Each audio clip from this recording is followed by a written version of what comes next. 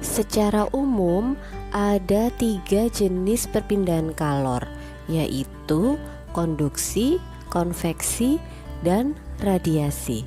Sebelum kita belajar tentang perpindahan kalor, jangan lupa saat kita menyetrika, setrika yang panas bersentuhan dengan kain yang disetrika.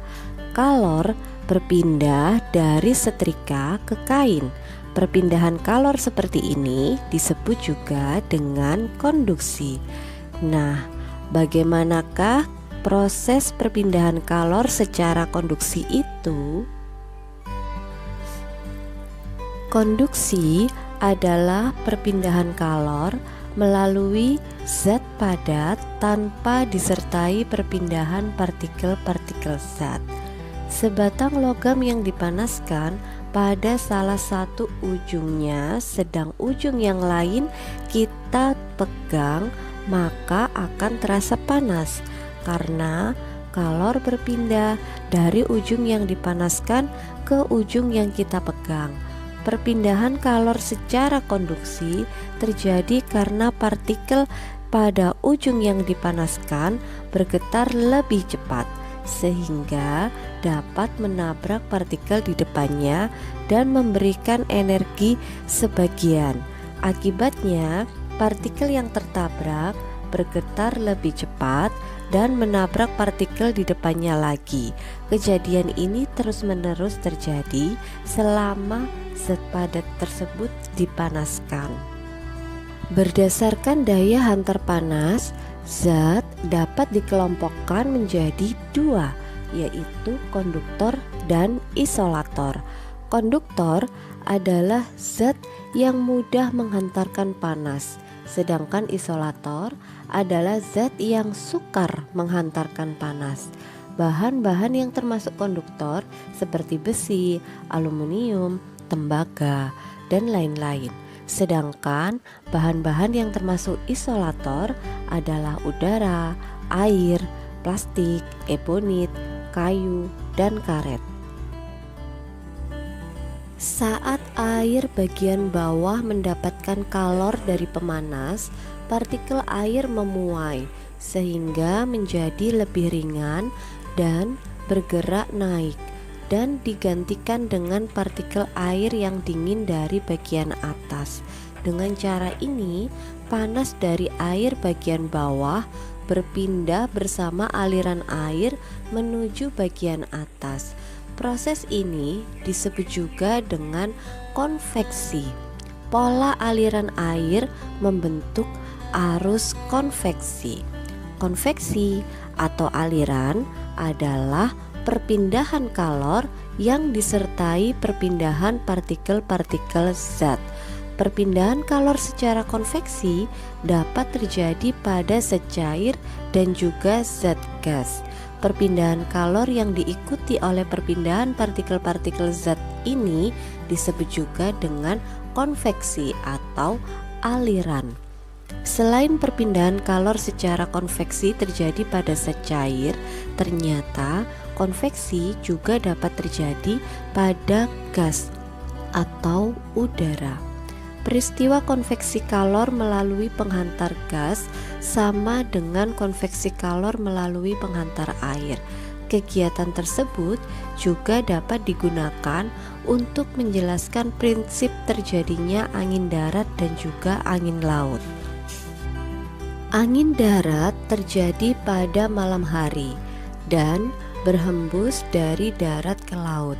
Hal ini terjadi karena pada malam hari udara di atas laut lebih panas daripada udara di atas darat, sehingga udara di atas laut naik diganti dengan udara di atas darat.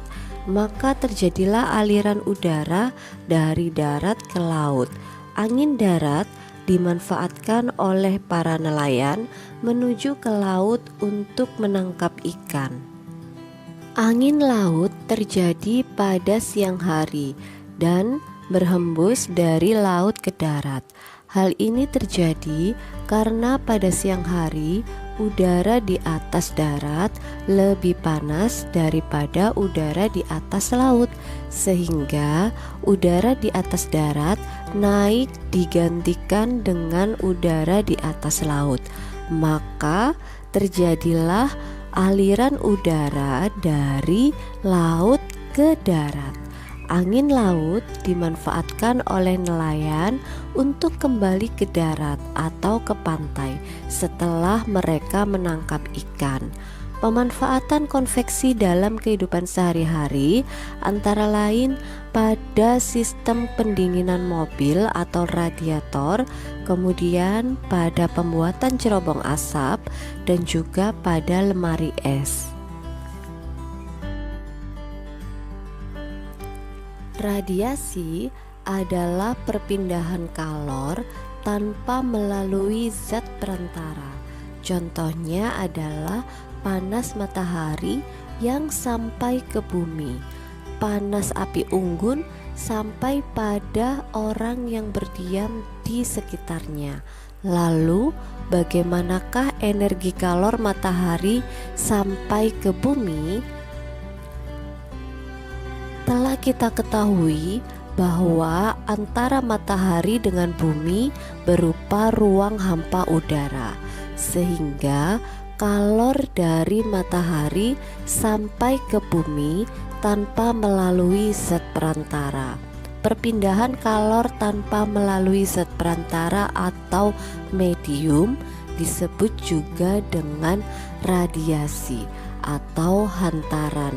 Contoh perpindahan kalor secara radiasi, misalnya pada waktu kita mengadakan kegiatan perkemahan di malam hari yang dingin, sering menyalakan api unggun. Saat kita berada di dekat api unggun, badan kita terasa hangat karena ada perpindahan kalor dari api unggun ke tubuh kita secara radiasi. Walaupun di sekitar kita terdapat udara yang dapat memindahkan kalor secara konveksi, tetapi udara merupakan penghantar kalor yang buruk. Jika antara api unggun dan kita diletakkan sebuah penyekat, ternyata hangatnya api unggun tidak dapat kita rasakan lagi. Hal ini berarti tidak ada kalor yang sampai ke tubuh kita karena terhalang penyekat tersebut.